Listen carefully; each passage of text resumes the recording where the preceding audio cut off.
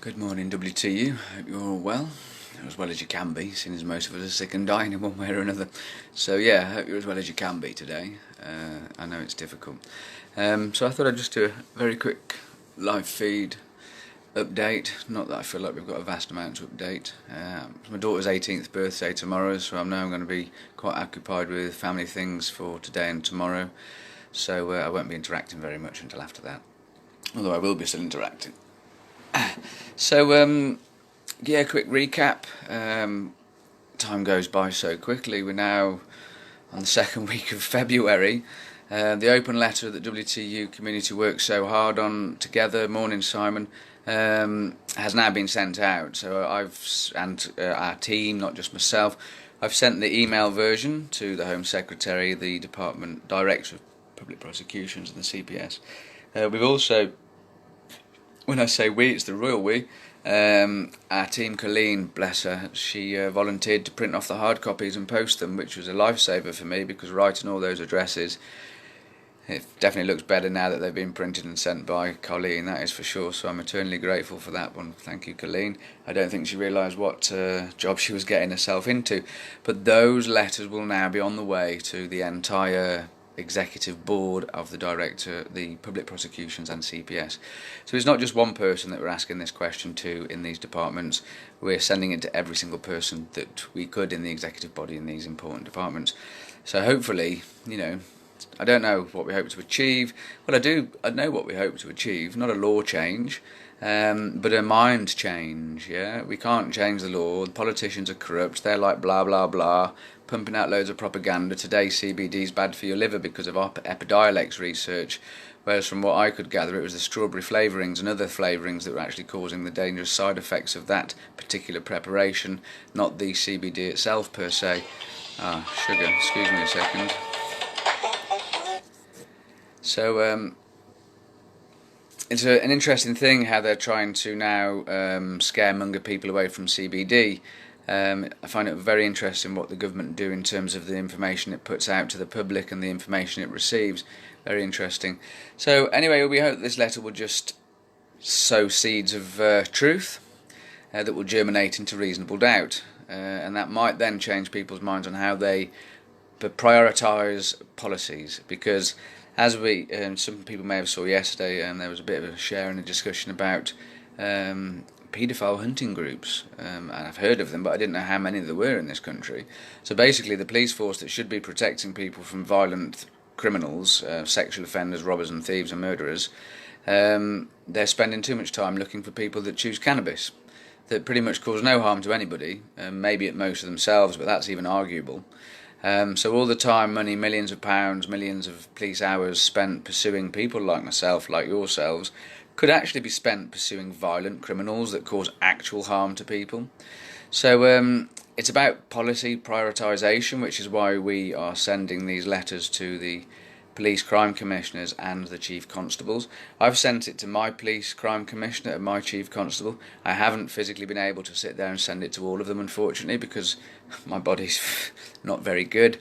I've spent the weekend not being able to move for pain, and this morning I woke up not able to move for pain, and I'm just medicating my way through, but I'm very limited in what I can do. So if you guys in the community could start sending this letter out to your local police crime commissioner and chief constable, you don't have to identify yourself as a cannabis consumer. You don't need to say anything that will incriminate yourself. You could just say, I'm aware of this letter that's been sent out by this group. I would like to know your thoughts and feelings on it, please. Simple as that.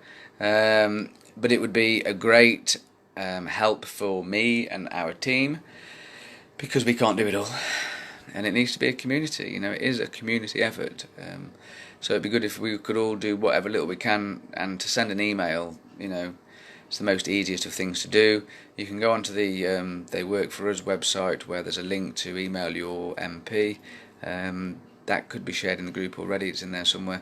So letters aren't going to change the law, I know, but they might change minds, and that's all we've got at the minute. I'm just trying to think what I wrote on my update. Bear with me a moment, please. Cannabis does affect your memory. I will not dispute that one with anybody. I will definitely say cannabis does affect memory performance, which is why it's great for PTSD. Yeah, we next intend, if anyone has any experience writing freedom of information requests, I'd be keen to have your support. I've only written one to the Home Secretary. I'd be interested to write a freedom of information request to every constabulary to ask the questions of, one, how many unsolved rapes, murders, robberies, serious violent crimes, how many of those are unsolved in each constabulary?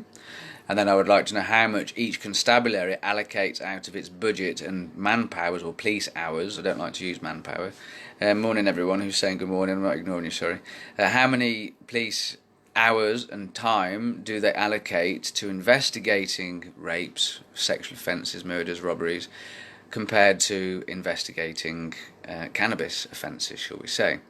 I think that's a really important thing to know. How much priority do they give to enforcing cannabis prohibition laws against peaceful folks like me that wouldn't harm a soul, and how much time are these violent criminals left in peace to carry on doing their violence, because no one's investigating them because they're too busy pursuing people for cannabis related offences. Now I don't know whether the figures break down according to each substance. It's a possibility that it will just be drug enforcement across the board. Now I'm against prohibition full stop. It just so happens that I happen to be focused on cannabis. Really, I hate prohibition. I think all drugs should be regulated, and people should be legally able to possess and to share them with friends and all the rest of it. Same as alcohol. Everything should be treated like alcohol, in my humble belief. But that's a different fight. So, where was I going with that? Shit, lost a thread. Rewind. So yeah, the statistics that come back from the police might not differentiate between cannabis offences and all the other drug offences. I don't know, because I haven't done these things. I don't know if they all bundle it all into one or if it's divided separately. So if anyone knows how to do freedom of information requests, I'd be interested to have a little chat with you. And like I say, I don't know if it's a central thing you do to the central police, or you can go to each constabulary and find out what's happening in each constabulary, but it would be really enlightening to see how much of their time and money they spend on which type of crime, as they call it. So that's kind of our next intention that's just occurred to us yesterday through conversation in different threads. We also intend to try and reach out to celebrities, philanthropists, business holders, to see if we can't generate some sort of greater financial support for the WTU. It is slow progress when it's ourselves funding it, because most of us are broke. We do what we can. On that note, we have once again inside my hat another head that was compiled by Alan Buffrey. He had the inspiration to put a collection of poems together, and some sketches as well, I think, not just poems. He put this together from members of the community. Basically, some of us just put up, I wouldn't call us poets. Well, I don't call myself a poet. I'm not going to talk about any of them. I don't call myself a poet, right? I just sometimes put words down. Sometimes they rhyme, sometimes there's a rhythm, and it's just to express my feelings and frustrations and pain sometimes. Some people call it poetry. Okay, that's good enough for me. Alan Buffrey decided to try and get a compilation of these things that were floating around from people in the community, try and put it all into a book. Initially it was to raise funds for the Leslie Gibson and Mark Gibson and their trial, and now all the proceeds will go into the WTU crowdfunder, which will go direct to the legal team, which we'll talk about more in a minute. So it's £10 and a penny from Amazon, pay your tax, and that's free delivery to save you some post, and £3.50 from every book will then be donated to the Crowd Justice fundraiser. Unfortunately, thousands haven't been sold, which I do admit is a little bit disheartening and disappointing. If you can't spare a tenner, chuck £5 in the fund instead, would you? Like Alan said, if you're too poor, which many of us are, I am myself, put on a little coffee morning. One of our members, I think, she tried to put a picture of some cookies in, but she wasn't allowed because they were naughty cookies. And it gave the impression they were being sold, but she'd actually just done a coffee morning with some friends, and I don't know what was raised or anything, but I think it was just a social thing with some friends, but making it like a little cake party where they put £1 in or £2 in the pot, and whatever raised goes in the Crowd Justice fundraiser. Just doing these little tiny things could make great things happen. Unfortunately, as we're finding out, without any money in the legal fund, we can't instruct a legal team. On that note, I'm going to read out a little poem This one I've checked first actually before. It's not. I have picked it randomly. I flicked through. It struck a chord with me. Alan Buffery wrote this. Life of Joy. It's the first time I've read this, so if I muck it up, forgive me. Drifting I am through time and space. I'll do that so you can see the cover, and it's a big promo.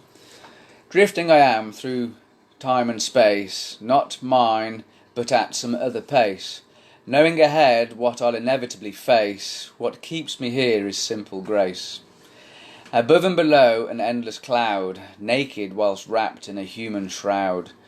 Have felt ashamed and also felt so proud, sometimes alone or one in a crowd. The light is shining, the music plays, the joy of peace within is played. Beyond the senses that surely fade, outside the thoughts that made me afraid. I've been happy and also sad, seen some good and seen some bad. But on the whole, I'd say I'm glad and grateful for the life I've had. Value the spaces. And I suppose, given the way I felt this morning, that was why it struck a note with me, yeah. Because no matter what, man, we're still alive, we're still smiling. So, if you're able, and if you're interested in a little bit of poetry, or you know a friend or family that would, you want to support the cause, pop onto Amazon and have a look for Inside My Hat and Other Heads. We don't normally do shameless promos like this, but it is for the Crowd Justice Fund, so it doesn't feel that shameless. So yeah, please have a look. I've only got 2 poems in myself of that one because of various things. I hope to get a few more in there. Right. Yeah, the Crowd Justice fundraiser. People are still pledging and donating. Thank you very much. You know, I've pledged what little I can from time to time as well. All I can ask is do what you can when you can, if you can. When there's legal funds, it's easier to make legal action. At the minute, as much as I keep emailing the current solicitor, I can't say they respond, so I'm feeling very unhappy at the moment. I don't feel like we have the best team on board, and I'm looking to make changes. To put it as vaguely as that, I've been making inquiries and seeing what we can do about this, because I'm definitely not satisfied. I feel like we've stagnated, and while nothing's happening, we've got members in hospital. Some have died, some have nearly died, some have been busted. I don't know of anyone being prosecuted currently. We've had people losing their families and their homes, and all while that's happening, nothing's happening, and that's kind of getting on my nerves a little bit. A lot.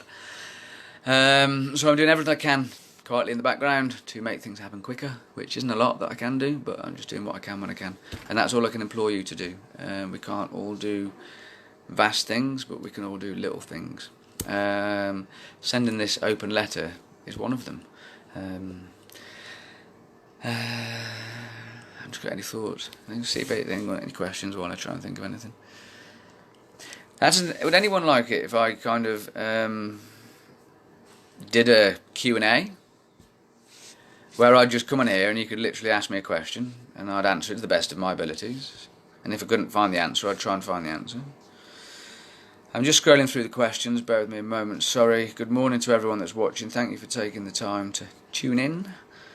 No, that's great, no questions. Happy days. Yeah, you know, oh wait there. Short-term temporary memory loss, I feel there's nothing wrong with my long-term memory. That's what someone said in my comments about memory. Someone said their memory was rubbish before they ever touched cannabis, so they're rubbish, they're wrecked either way. Yeah, I don't know if I've ever had a good memory. Maybe it's an inherent thing, memory or not. I think that's it, folks. Any questions or thoughts, please write them below, give me an email. Any suggestions on what we can do. Oh, that's something that, you know, let's talk about Tanya Nicholson's 420. It's actually not 420, it's the 22nd of April. There's a march down from Westminster to Parliament, which is a great thing for anyone that can get there. I've seen the costs from Scotland to London to travel. I mean, it's that expensive. We can't even travel around our own country, not just to protest, but just to visit friends and family. Nearly £400 for a return train ticket from Edinburgh to London, I think it was. I mean, my goodness me. How is that right? Anyway, you know, I can see why people can't make it to these protests because it does cost so much, and many of us are economically restricted, so we can't get there. Even I don't know for a fact that I can get there, but I would encourage anyone that can get there to get there. I did suggest, I'm not sure if it's happening or not, a mass lobby where the letter that they intend to hand in to Downing Street after the march, that letter could also be hand delivered to constituency MPs within Parliament beforehand. Anyone's child do this the last few years. I've joined them a few times.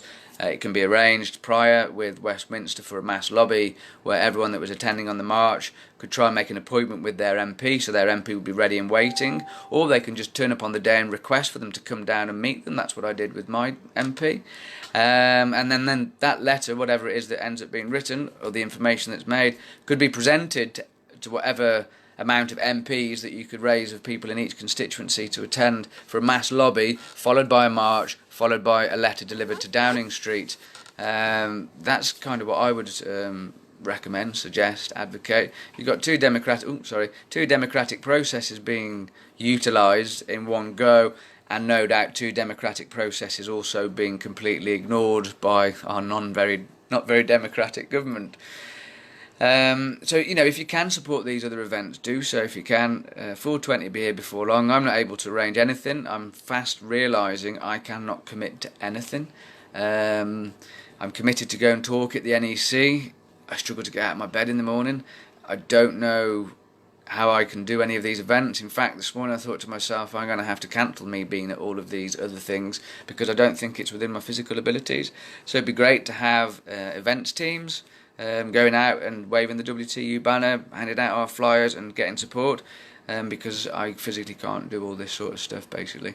It's a bitter pill to swallow. I used to be able to say, yeah, I can help you with that, and do it, whereas now it's like, sorry, no, can I have some help, please? Shit. So, I don't know, having to rethink the future. So if people felt like events team, I don't mean volunteering with me at the NEC, I mean if there's something happening in your local area, you go there and you represent the WTU in something that's happening in your vicinity. That'd be fantastic, because I can't get out to all these places. Most of our team are equally sick and disabled as me, and they can't get out to it too. So it's just a thought, really, regional events teams or something like that. On that note, I'm going to have a rest. Lots of love, people. Send out the letter. Do what you can, when you can. Thank you very much. Keep well.